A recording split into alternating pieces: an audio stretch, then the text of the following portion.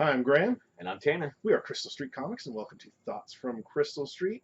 We're like this week with John Oliver. You know, if the news happens the day that it comes, after we film this, you're not going to hear about it till next week. Yeah. And we don't have nearly as good of a writing staff. All right. So this week, biggest news was D23, which is Disney's expo, and they show off their products, which is basically everything in Hollywood these days. Most of the good things. Yeah. If you're not part of Disney, Pixar, or Marvel, you're trying to catch up. Yeah, pretty much. And Lucasfilms. And Lucasfilms, which is Disney. Yeah. Disney makes money. So the first bit of news that we're going to talk about is the always movie hit producing Pixar Studios. Pixar is just one of those things that I've learned to stop thinking their movies might be bad. Yeah, I mean, because there has been a number of them. Like right when Cars, the trailers came out for Cars, it's like, okay, there's the one. Yeah. That it isn't going to make $300 million. It did. It did fairly easily. There's been a number of them. It's like, okay, that's the one. Yeah. I remember WALL-E. I thought WALL-E. I'm like, that thing's going to be terrible. It's one of their best films, and it proves that they can make movies with barely any dialogue that are better than every other movie Hollywood makes. Yeah. So yeah, but just Pixar. Well, if you think, like The Good Dinosaur, yeah, that's gonna be the one. Which is one that they presented that's gonna be a new Pixar film. Yeah, you think, yeah, that's gonna be the one. You're wrong. Yeah. The odds are you're wrong. I mean, I even if The Good Dinosaur was being made by any other company, and I saw humans and dinosaurs together, I'm thinking that's stupid. That's going to be the dumbest thing ever. Humans and dinosaurs were never together. I'm never going to get into this. But then it's Pixar. And I'm thinking, odds are I'm going to, A, love this movie, and B, because it seems to be what Pixar goes for nowadays, they're going to try and make grown men cry. I don't know a grown man, when you talk about Toy Story 3, that doesn't get a little choked up. Oh, yeah. That's why it's one of the worst movies ever made. That first 10 minutes of Up, that's just trying to make people cry. Yeah. And so I assume that they'll do that in The Good Dinosaur. The interesting thing about this upcoming Pixar lineup is, with the exception of The Good Dinosaur and Coco, which I know nothing about other than it had kind of a sugar skull on the poster. They're all sequels, which is kind of different for Pixar, I guess. They've been doing a little bit more sequels. I mean, Toy Story is obviously going into Part 4, and now they've announced Cars into Part 3. But it seemed like before Pixar didn't do the sequels. They always had these original IPs coming out. So to see the number of sequels coming out, of the 6 they announced, 4 were sequels. Yeah.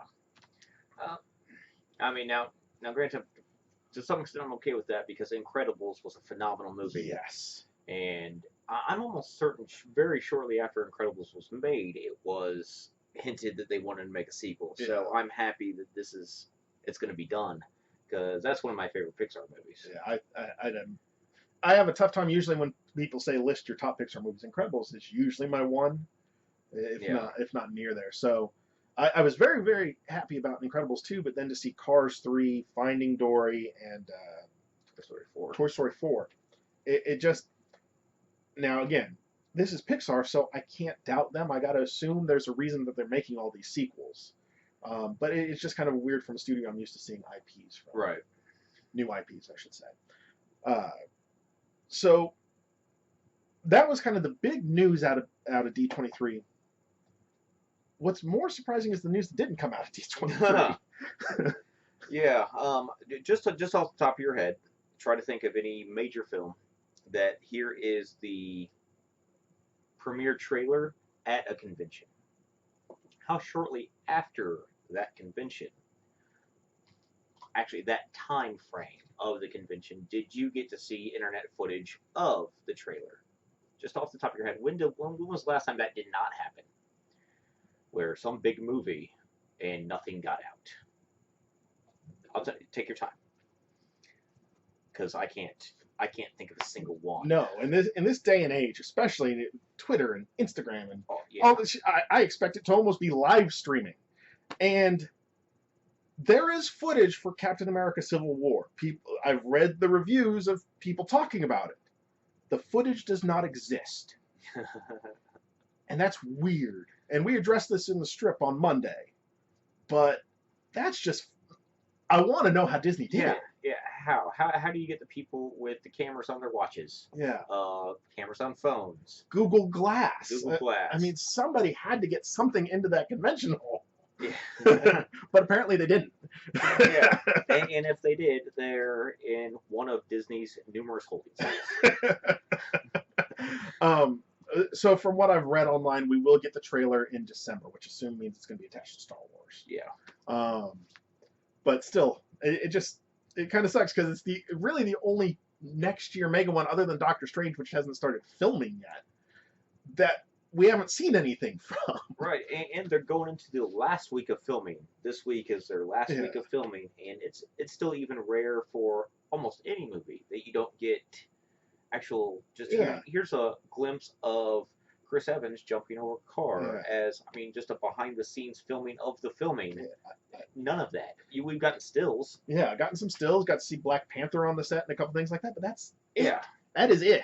And nothing like, today they filmed the big fight scene where everybody was on set together. Because there had to be that day. Oh, yeah. And there's nothing about that. Yeah, and really just for that, the fourth best boy that is doing it for studio minimum, he's not even taking cell phone footage and giving it to the internet. Right? There's nothing. How is this? How? It is incredible. So I guess good job, Disney. Apparently you're keeping that ship tight. So last news out of D23. I think you like this particular bit of news. I do. Orlando Bloom back for this will be the fifth Pirates. Fifth Pirates of the Caribbean, which I'm really now granted. I didn't miss him in the fourth one. Mm-hmm. But I thought the fourth one was so much better than the third one mm-hmm. that I accepted it. It was fine. And also his character becoming the new Davy Jones and being tied to the ship. I was fine with him not in the fourth one, but I think he's one of my favorite parts of the first one. Right. His dialogue with Jack Sparrow mm-hmm. and kind of following his character and Jack Sparrow being the clearly subject matter, but he's the identifiable character in this. Yeah, you need Orlando Bloom in that first film. Yeah. In the first set of films, I guess, really, you need him there as that counterbalance to the absurdity that is Jack Sparrow. Yeah. He's the straight. Yeah.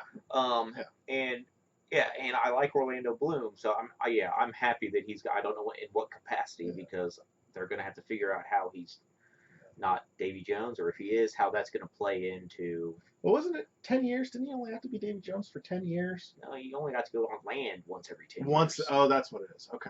Yeah, so to my knowledge, he's Davy Jones until somebody else kills Davy Jones and takes his. Again, the third movie wasn't very good, so you can forgive me if I don't understand exactly how one becomes Davy Jones. So that was cool. Disney is. God, it's hard to argue that Disney is a powerhouse right now. Yeah. Oh, but good news about Pirates is Johnny Depp has been struggling his little heart out to make a movie that's successful. Yes. This will be one of them. So good job, Johnny. Yeah, you're going to get something that doesn't absolutely bomb at the box office like your last 5 films. Yeah. Yeah. Now he is in the one where he plays the gangster, but again, that's going to be a lower budget. It's not going to be. Yeah. But yeah, you'll actually have your blockbuster. Hey, remember when you could bank on me to, make you at least $150 million back of your budget? That's not the case anymore. It will be for Pirates, because he loves that character. He's phenomenal. Yeah. That's. I saw him do some charity.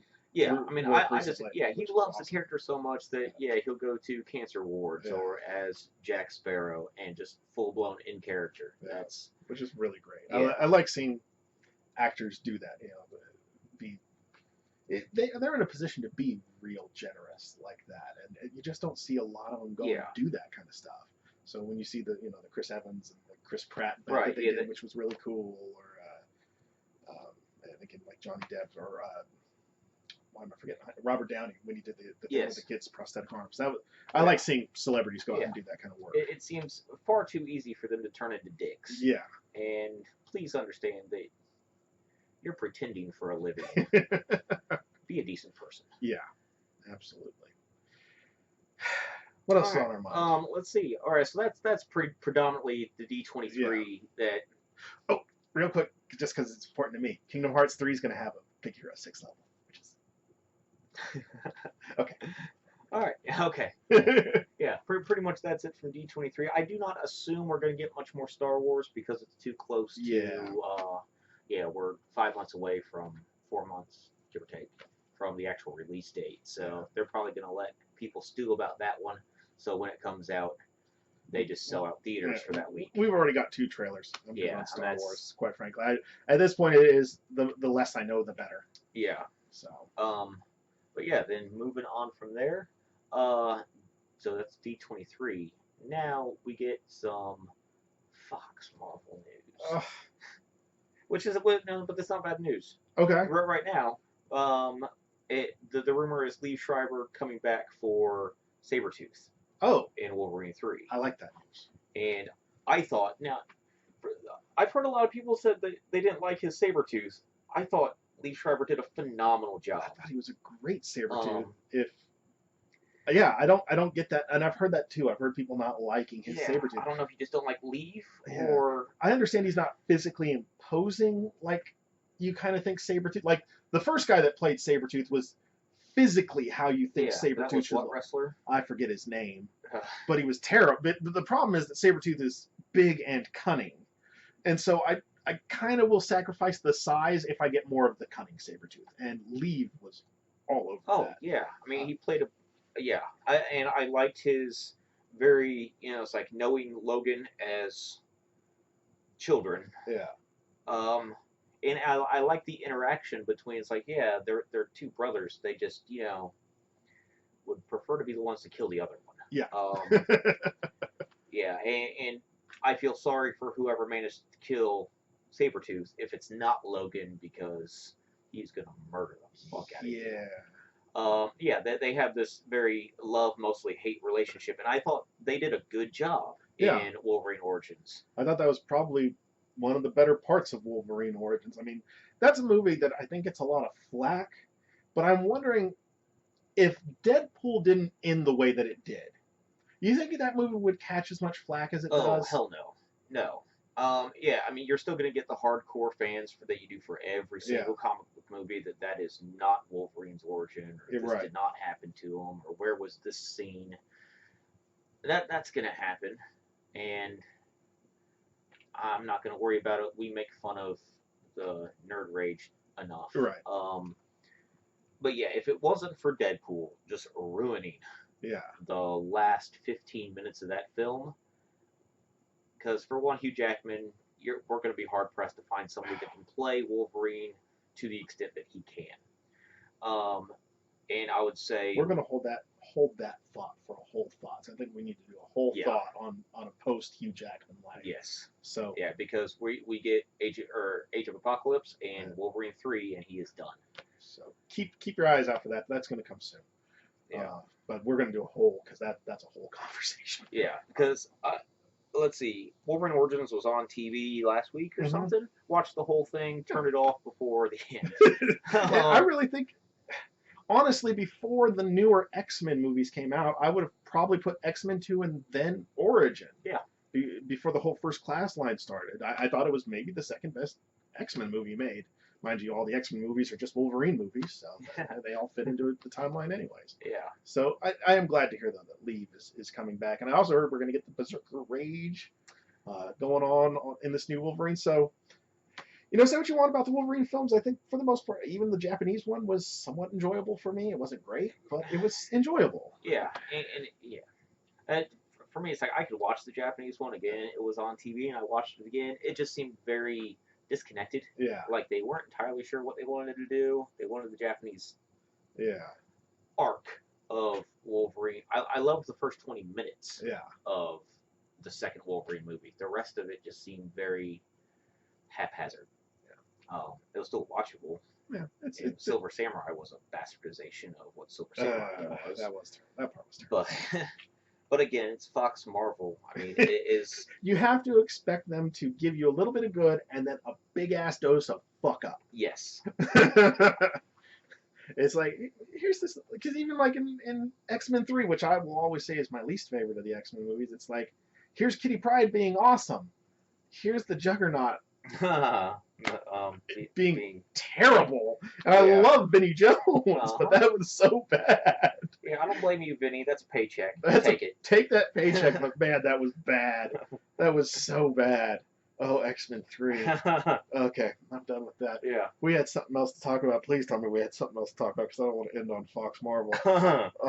The D23 Fox Marvel Wolverine. I hear that Patrick Stewart will be in Apocalypse. That's got potential. I know what we'll end on. I know where our thoughts need to end today. Resident Evil 6. They say it's going to be the last one. Thank God.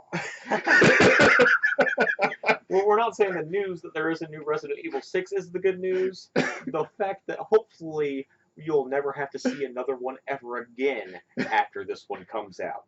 That's the good news. How did this franchise make it to 6 movies? Because I remember we watched the first one on a midnight premiere. Yes. And which wasn't awful. It wasn't bad. So you expected Resident Evil 2. And that kind of went off the rails. And then they were in the desert. Oh, yeah, and Mila Jovovich got psychokinetic powers, or she could blow up birds. I remember she could blow up birds. But, like, they kept trying to remind you that this is the game because, like, they'd introduced characters that should have been there since the beginning, like Wesker. It didn't show up till the 3rd movie. It's like, okay, no, we're still Resident Evil.